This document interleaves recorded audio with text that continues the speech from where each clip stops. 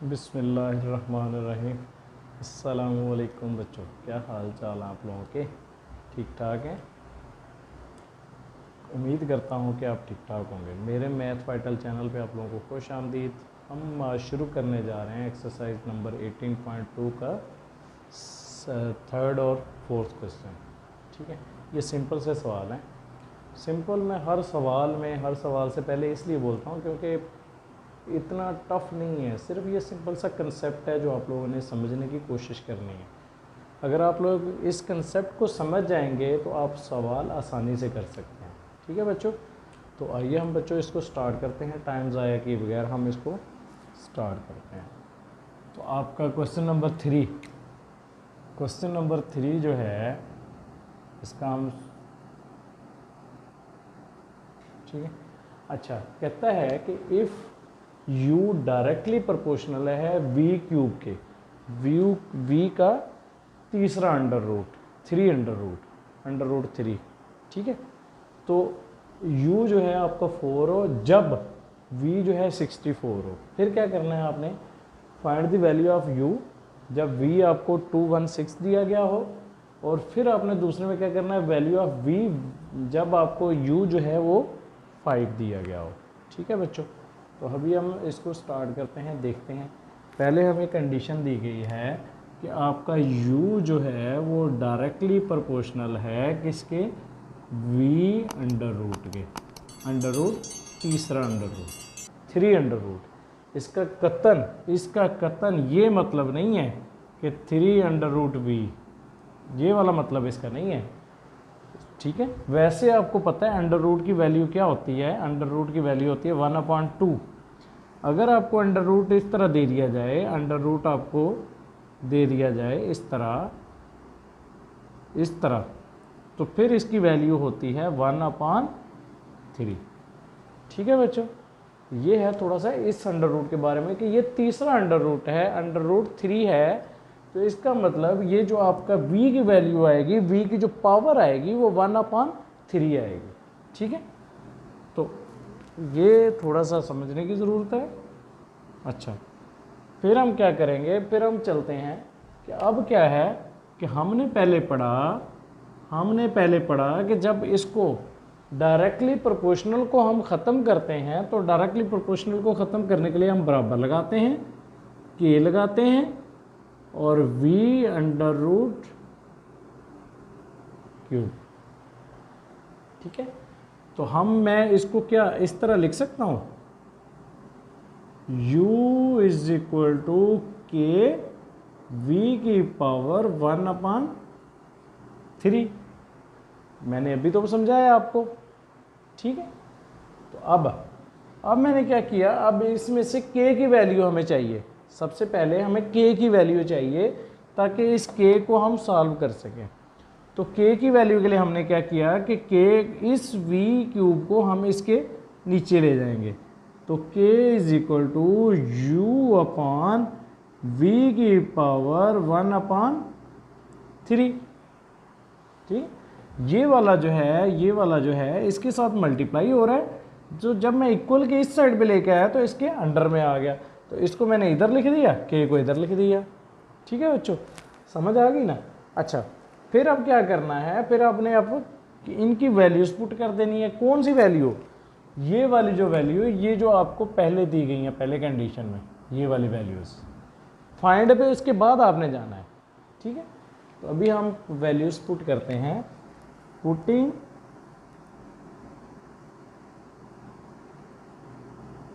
Given values,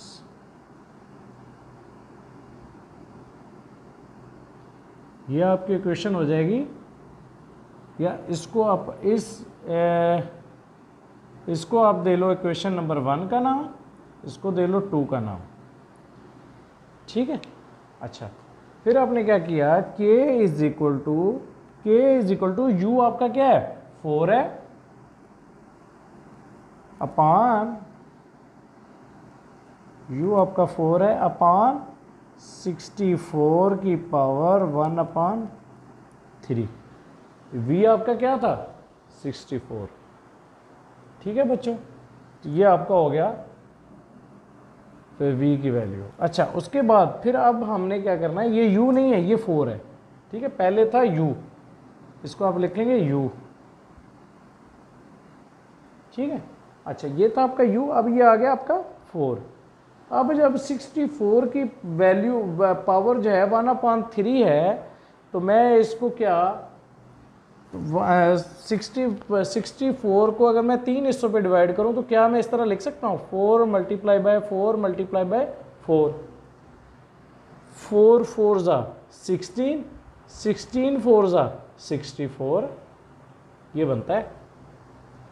तो अगर मैं इसको लिखूं, अगर मैं इसको लिख लूं कि 4 की पावर 3 इज इक्वल टू 64, तो ये भी तो पॉसिबल है, इस तरह भी तो मैं लिख सकता हूं इसको, ठीक है बच्चों। तो अब मैं क्या करूंगा, इस 64 को इस हालत में लिख के आऊंगा, वो क्यों, वो मैं आपको बताता हूं। कि आपने भी लिखा k इज इक्वल टू 4/4 की पावर 3 इस पूरे की पावर 1/3, ये 64 की पावर 1/3 है ना, तो मैंने 4 को इस तरह लिख दिया, 4 की पावर 3 उसकी पूरे की पावर 1/3, ठीक है। तो अब मुझे क्या करना है, अब मुझे ये करेंगे कि हम इस 3 को इस 3 के साथ कट कर देंगे, ऐसे ही है ना, क्यों, क्योंकि ये 1/3 और ये सिर्फ 3 है, ये ऊपर वाला डिनोमिनेटर वाला ये 3 है। आप इसको ऐसे भी तो लिख सकते हैं, 4 की पावर 3/3, 3 से कट जाएगा, 4 बच जाएगा, 4 की पावर 1 बच जाएगी आपकी, ठीक है। तो इसलिए मैंने क्या किया, डायरेक्ट काट दिया, 4/4 आ गया आपका, तो k आपका क्या आ गया 1, ये आपका आ गया, k इज इक्वल टू 1 आ गया आपका। अच्छा, उसके बाद आपने क्या करना है, उसके बाद आपने अब करना है कि फाइंड दी, इस k की वैल्यू को आपने इक्वेशन 1 के अंदर पुट कर देना है। जब आप इक्वेशन 1 के अंदर पुट करेंगे, पुट इन इक्वेशन 1, ठीक है। तो जब इक्वेशन 1 के अंदर पुट करेंगे तो आपका k क्या है, 1 है, 1 आ जाएगा, तो u is equal to v की पावर 1/3, ये आपकी इक्वेशन नंबर आ जाएगी कितनी, आप कितनी कर चुके हैं, 2, अब 3 आ जाएगी ये वाली, ठीक है। अच्छा, फिर आपने आगे क्या करना है, अब आपने इस पे जाना है, find the value of u when v is equal to 216। आपने u की वैल्यू पुट करनी है जब आपका v जो है और 216 दिया गया हो, तो u is equal to v की पावर, v की वैल्यू हम क्या पुट करेंगे, 216 की पावर 1/3। तो अगर मैं 216 को पार्ट्स में करूं तो 216 मेरा ये आएगा 6 मल्टीप्लाई बाय 6 मल्टीप्लाई बाय 6, 6 6 ज़ा 36, 36 ज़ा 216। अब इसको कैसे कर सकते हैं, अब आप इसको, अगर आपको नहीं पता कि आपने किस तरह इसके पेयर बनाने हैं, तो आप इस तरह कर सकते हैं कि 216 इसको बीच में रखेंगे और इसकी फैक्टराइजेशन शुरू करेंगे, पार्ट शुरू करेंगे इसको डिवाइड करना, ठीक है। तो आप 2 पे आपने किया, 2 1 ज़ा 2, 0 2 8 ज़ा 16, ठीक है। ये तो आप लोगों को आता ही है ना, ये तो 8 क्लास में 7 8 में हमने पढ़ा है। तो 2 5 ज़ा 10, 2 4 ज़ा 8, 2 ज़ा 4, 2 7 ज़ा 14, अब 2 पे नहीं जाता, अब 3 पे, 3 9 ज़ा 27, 3 ज़ा 9, उसके बाद फिर 3 1 ज़ा 3। अब आपके पास क्या आ गए, ये आपके पास पार्ट आ गए 2 multiply by 2 multiply by 2 multiply by 3 multiply bye 3 multiply bye 3। अब आप अगर इसको देखें, ये तो आपके पास ये भी 3 है, ये भी 3 है, इस 2 को इसके साथ मल्टीप्लाई करवाएं तो क्या बनता है 6, इस 2 को इस 3 के साथ मल्टीप्लाई करवाएं तो क्या बनता है 6, इस 2 को इस मल्टीप्लाई करवाएं तो 6, आपका ये पार्ट बन जाएंगे उसके, ठीक है। अच्छा, ये आपका हो गया। अगर इस तरह पेयर ना बन रहे हो तो इसका मतलब आपका कहीं पे ऐसा भी हो सकता है कि 2 2 के पेयर बन रहे हो सारे के सारे, तो फिर आपका क्या है, उस 2 की पावर आप इतनी लेके जाएंगे। अब ये 3 6 मल्टीप्लाई हो रहे हैं, तो क्या मैं इनको लिख सकता हूँ 6 की पावर 3, ठीक है ना।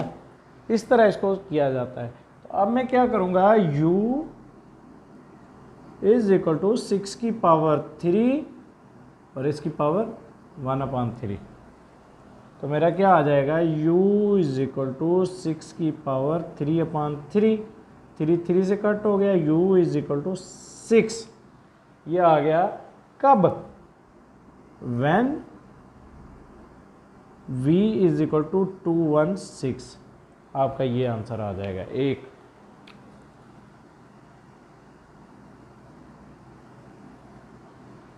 ठीक हो गया बच्चों। अब हम चलते हैं दूसरा आपने क्या करना है, and find the value of v when u is equal to 5। जब आपका u जो है वो 5 दिया गया हो, तब आपने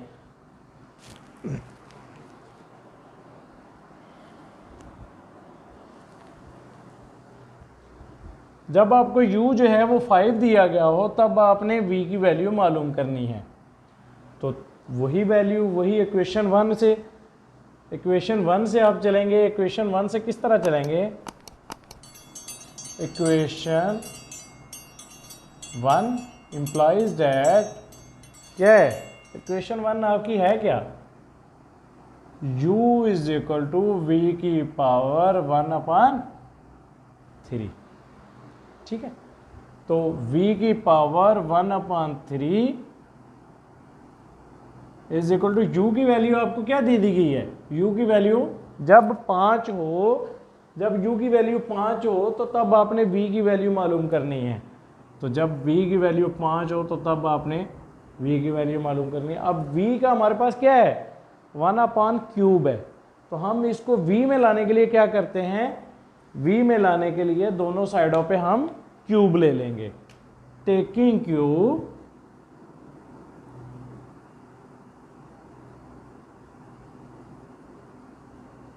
बोथ साइड्स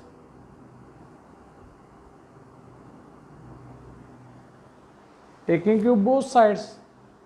तो अब आपने क्या करना है, v की पावर 1/3 इसका हमने क्यूब ले लिया, उसके बाद 5 का क्यूब ले लिया, दोनों साइडों पे क्यूब ले लिया, इसका भी ले लिया, इसका भी ले लिया, ठीक है। तो अब हमने क्या करना है, ये 3 जो है इस 3 से कट ऑफ हो जाएगा।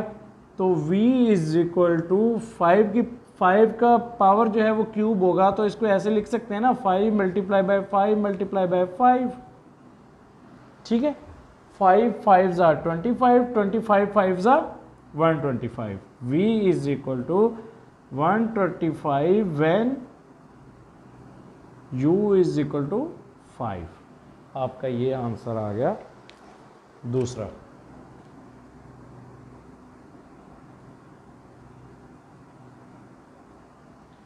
ठीक है बच्चों, ये था आपका क्वेश्चन नंबर 3। अब हम चलते हैं क्वेश्चन नंबर 4 की तरफ। क्वेश्चन नंबर 4 क्या कहता है, if f varies directly as m cube. पहले उसने हमें ये कंडीशन दे दी गई थी, ठीक है।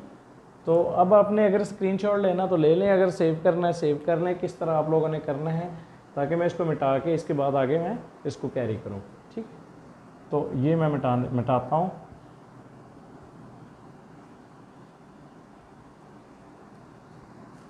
अच्छा बच्चों आप लोगों ने कंसेप्ट के ऊपर करना है। आपने ये नहीं देखना कि ये सॉल्व करने पे जा रहे हो, आपने कंसेप्ट को समझना है, कंसेप्ट को समझना है। टाइम पास के लिए नहीं देखना, या टाइम पास कुछ लोग होते हैं और सिर्फ टाइम पास और देख के बस कहते हैं हमने कर दिया, कंसेप्ट उनका क्लियर होता नहीं है, और फिर जाके जब पेपर में बैठते हैं तो उनसे सॉल्व नहीं हो रहा होता। तो इस तरह का ना करें, आप इस कंसेप्ट को समझें। अगर आपके कंसेप्ट आपकी समझ में आ गया, अगर आपकी समझ में आ गया तो आगे आपके लिए आसानी होगी, ठीक है। तो क्वेश्चन नंबर 4 क्या कहता है, if f varies directly as m cube. इस कंडीशन को आप कैसे बना सकते हैं कि कहता है कि if F varies directly M cube, कि एफ जो है उसकी चेंजिंग जो है, उसमें जो चेंजिंग आ रही है, फोर्स में जो चेंजिंग आ रही है वो डायरेक्टली असरअंदाज हो रही है एम क्यूब के ऊपर। ठीक है, डायरेक्टली मतलब कि डायरेक्टली अगर फोर्स बढ़ रही है तो मास भी बढ़ रहा है, मास भी ज़्यादा हो रहा है, अगर फोर्स कम हो रही है तो मास भी कम हो रहा है। ठीक है, तो फिर क्या है कि जब m जो है वो 3 हो तो एंड f जो है 81 हो, तो तब पहले तो हमने ये कंडीशन बनानी है कि हमें एफ एम और एफ की वैल्यू को यूज़ करते हुए हमें के की वैल्यू निकालनी है पहले। ठीक है, तो जब हम इस कंडीशन को सॉल्व करते हैं तो इस कंडीशन को हम क्या करते हैं, डायरेक्टली को हटाने के लिए हम क्या करते हैं, इक्वल के एम क्यूब। ठीक है, तो अब हमें के की वैल्यू चाहिए, तो K is equal to F upon M cube. ठीक है, तो अब हम क्या करते हैं, इनकी वैल्यूज पुट करते हैं। तो वैल्यूज क्या है, एफ की वैल्यू आपके पास क्या दी गई है, एफ की वैल्यू दी गई है 81 और एम की वैल्यू दी गई है आपको 3। 81 3 की पावर 3। ठीक है, तो अब ये आ गया आपका 81, ये 3 को 3 मल्टीप्लाई बाय 3 मल्टीप्लाई बाय 3, तो 81 अपॉन 27। ठीक है, अब हमने क्या करना है, अब हमने देखना है क्या हम इसको डिवाइड कर सकते हैं। 3 9 27, 3 2 6, इधर में से 6 जब आता है तो फिर 2 बचता है, 21 हो जाता है, 3 7 21। ठीक है, इसके बाद फिर 3 पे जा रहा है, 3 3 9 और 3 9 27, फिर 3 पे जा रहा है, 3 1 3, 3 3 9, तो आपके पास के की वैल्यू आ गई, के की वैल्यू आ गई 3। ठीक है बच्चों, समझ आ गई ना इसकी।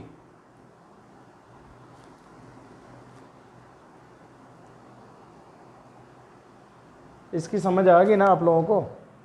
अच्छा चलो ठीक है, नहीं समझ आई तो ये दोबारा से समझ लें। ये मैं छोटा सा एक स्टेप आप लोगों को समझा देता हूँ इस जगह पे, कि आपके पास 81 अपॉन 27 आ गया। ठीक है, इसको आपने क्या किया, 3 पे डिवाइड किया, 3 9 27, 3 2 6, 6 और 2 बचता है 21, 3 7 21। अब ये बच गया आपका 27 अपॉन 9। ठीक है, अब मैंने क्या किया, इसको दोबारा 3 पे डिवाइड किया, 3 3 9, 3 9 27। अब ये बच गया 9 अपॉन 3, 3 1 3, 3 3 9। तो इस तरह इसको सॉल्व किया, अब ये आपके बच गया 3। ठीक है, इस तरह आया ये, तो k इज इक्वल टू 3 आ गया आपका। उसके बाद आगे फिर क्या किया उसने, आगे उसने k की वैल्यू पुट करनी है क्वेश्चन नंबर 1 के अंदर, जिसको हमने अभी तक नाम नहीं दिया। ठीक है, जब उसके अंदर हम पुट करेंगे तो फिर ये वैल्यूज आ जाएगी कि f is equal to 3m cube. ठीक है ना, अब ये क्वेश्चन नंबर 1 है आपकी। ठीक है, तो अब आपने क्या करना है, k की वैल्यू पुट करनी है, put in equation 1, equation number 1 के अंदर आपने पुट करनी है। तो इक्वेशन 1 आपकी कौन सी थी, इक्वेशन 1 आपकी ये थी जिसको आपने नाम दे दिया। ठीक है बच्चों, अच्छा फिर हमने क्या किया, अब इक्वेशन 1 के अंदर हमने जब k की वैल्यू पुट कर दी, तो फिर हमने क्या करना है, अभी हमने करना है find f when m is equal to 5। तो हमने अब f मालूम करना है जब हमें m जो है वो दिया गया हो 5 दिया गया हो। तो इसका मतलब m की जगह मैंने 5 रख दिया और इसका क्यूब बना दिया। ठीक है, तो f is equal to 3 multiply by 5 multiply by 5 multiply by 5। तो f इज इक्वल टू 3, 5 5 जा 25, 25 जा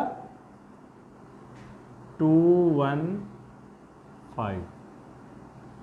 25 5 2, अब देखें ना 25 5 ज़ा 25 2 2 5 ज़ा 10 और 2 125, सॉरी अब आपका आ गया 125, सॉरी मैं वो उसको 1 2 को उधर ले, ठीक है। अब 3 को इसके साथ मल्टीप्लाई करवाएंगे तो क्या आएगा, तब आपका आ जाएगा f 3 5 ज़ा 15 5 1 3 2 ज़ा 6 और 7 और 3 1 ज़ा 3 3 7 5 आपका f आ जाएगा। तो आपका ये सवाल भी सॉल्व हुआ, आपका क्वेश्चन नंबर 4 भी यहाँ पे वाइंड अप हो गया। ये क्वेश्चन नंबर 4 का हिस्सा नहीं है, ये क्वेश्चन नंबर 4 का हिस्सा नहीं है, हमने क्वेश्चन नंबर 4 जो है वो यहाँ तक था। ठीक है बच्चों, ये था आपका आज का लेक्चर। उम्मीद है कि आप लोगों का कंसेप्ट समझ क्लियर हुआ होगा, आप लोगों को समझ आई होगी, आप लोगों को मज़ा आया होगा। अगर आप लोगों को समझ नहीं आ रही तो बार बार मैं कह रहा होता हूँ, व्हाट्सएप नंबर पे आप मुझे रिप्लाई कर सकते हैं, मैं आप लोगों को इंशाल्लाह दोबारा समझाने की कोशिश करूँगा। ठीक है बच्चों, तो उम्मीद है कि आप लोगों को मज़ा आया होगा। मुझे दुआ में याद रखिएगा, मेरे चैनल को लाइक करें, सब्सक्राइब करें और शेयर करें ताकि दूसरे लोग भी इससे इस्तेफ़ादा हासिल कर सकें। मुझे दुआ में याद रखिएगा, मुझे दीजिएगा इजाज़त। अस्सलामु अलैकुम व रहमतुल्लाहि व बरकातहू।